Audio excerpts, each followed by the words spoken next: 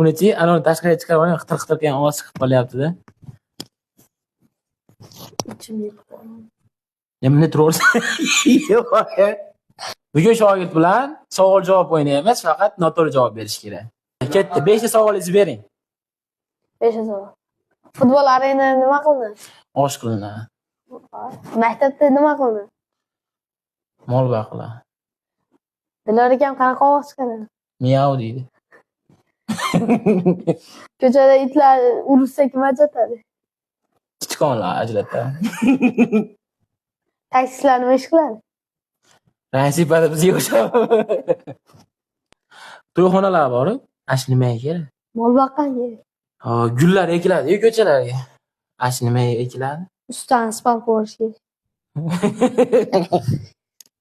Bozor bor-ku, bozor nima uchun kerak bizga? To'y kuygan kerak. Yaxshi, to'y qilgani kerak. Bu razvedkalar bor-ku.